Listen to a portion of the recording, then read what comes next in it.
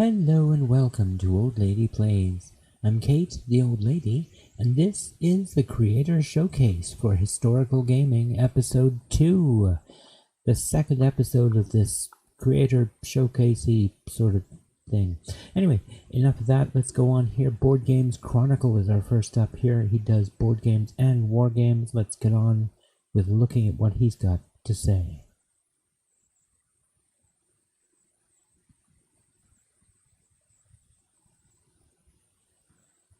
Hello, my name is Michael. I'm running the Board Games Chronicle. Today I would like to discuss with you more details about 1848 Australia, a game from GMT Games from the 18XX series. I already created the unboxing video, link below. Today I would like to go more into the rules, into the mechanics, into the theme of the game. You will be able to learn how does it differ from other 18XX games, but also what are those 18XX games about. Now, regarding the Australia game itself, it's a kind of a semi-historical railroad game for 3 to 6 players.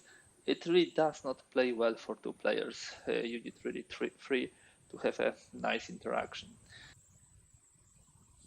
Next up, we have Sports History in Shiloh, who likes to do computer strategy games. I'm really interested to see what this guy can do with this. Here we have Crusader Kings 3.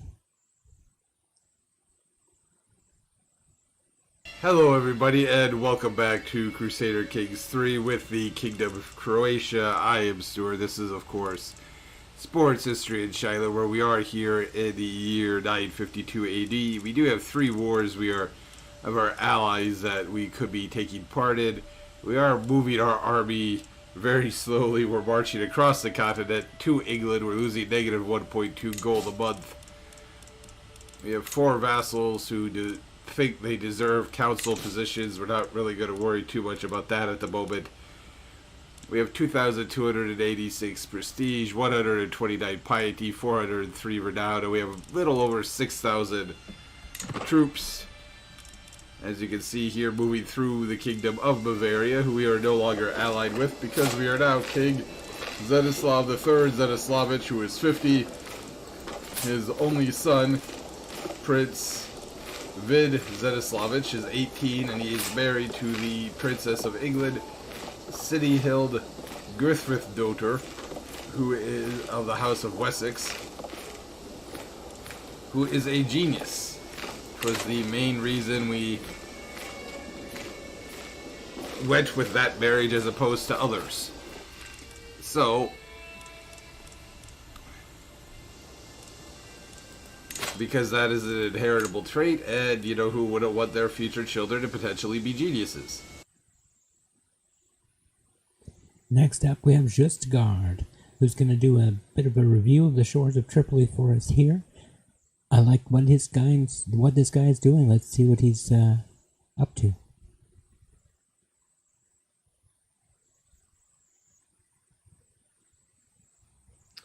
Alright, well, I know I am not the first person to do a video on this game, and I might even be the last person to do a video on this game. Well, I certainly will if you're watching this right as I uploaded it. But this is the game Shores of Tripoli, and I wanted to do a quick overview on it for a number of reasons. One, well, first of all, the designer is Kevin Bertram, and it's published by Fort Circle Games, and I really wanted to talk about it because I got a chance to play it yesterday, actually a couple of times. And I should also mention that Fort Circle Games reached out to me and offered to send me a copy after seeing one of my other videos that I did, and for that I am super appreciative, and I want to say thank you so much to the entire team at Fort Circle Games. This is a really cool product that you guys have here, a really cool game on a really cool topic, and one that I thoroughly enjoy, as you're about to discover. And I'm really looking forward to the rest of the stuff that you are going to put out. I saw today actually some playtesting happening about the game that you're working on about the U.S. Supreme Court, which I think is really cool. And in general, just like really interesting topics for your game. So congratulations on this one and the reception. I know it's gotten a lot of love and buzz around it, and so I figured I would do my own take on the Shores of Tripoli, the U.S. Navy and Marine Corps versus the Pirates of Tripoli, obviously from 1805, and this art on the cover is very cool. A very awesome piece there. Yeah, so this is a 2-player essentially a two-player CDG. You play it on this 11 by 34 like long narrow map, and obviously it depicts the northern coast of Africa as it was in 1805. Spain, looks like the tip of Sicily there, and then you've got all of these.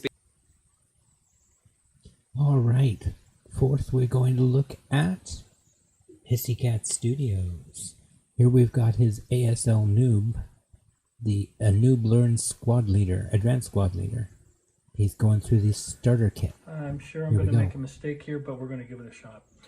I did get this sheet downloaded. I took it, got it printed and laminated. So as I go along, I'm going to take a marker and I'm going to mark off each of these so I don't forget any of the phases.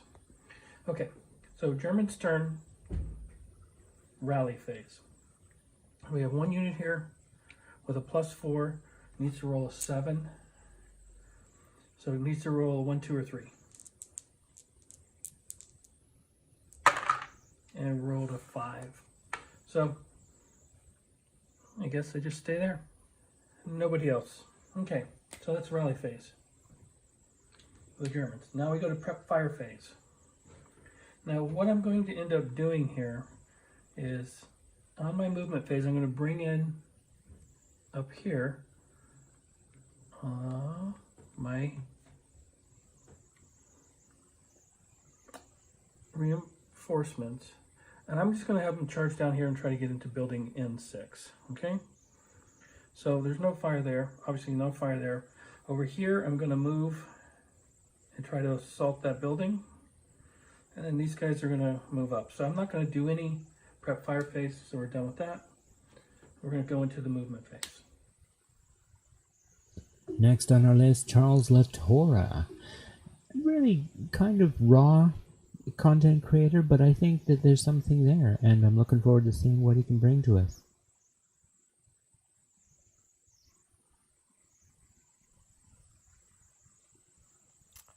This came in yesterday's mail, and these came in today's mail. Late French infantry.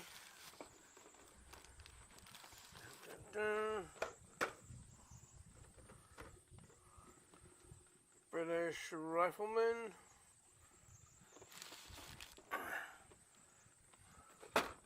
Two late French infantry. Some more British riflemen. You can never have enough. And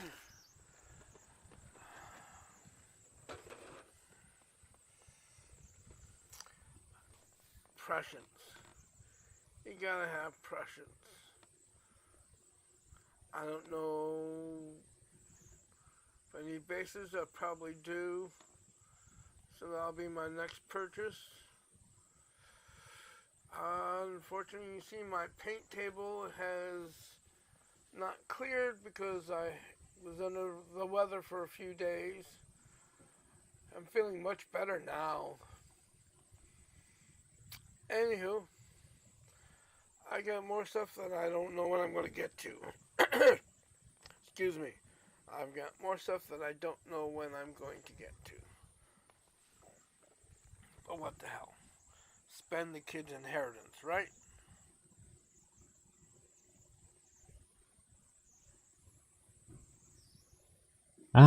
And our final creator is Pacific War. No, our final creator is Pushing Cardboard. That's what it is, Pushing Cardboard. Who mostly does unboxings and a podcast. Rules. Oh, yeah, this really is like one of those old, what they used to call them, the soapbox type boxes. Okay, so we see first up in the box we have the core rules manual. This is on matte paper, so very easy to read. Looks very familiar to all the GMT rule books you might have seen before. This is a bit of a fat one. It's a 68 pager. Looks like a nice, good index. Nothing worse than no index or a skimpy index. Solitary guidelines. I suppose a lot of people need those. Optional rules. Yeah, so this is not for the faint of heart. This is a 68-page core rules manual, and most of it is rules. It's not there's the occasional illustration, but mostly that's 68 pages of rules. Up next, we have engagement scenarios rules manual. Well, that's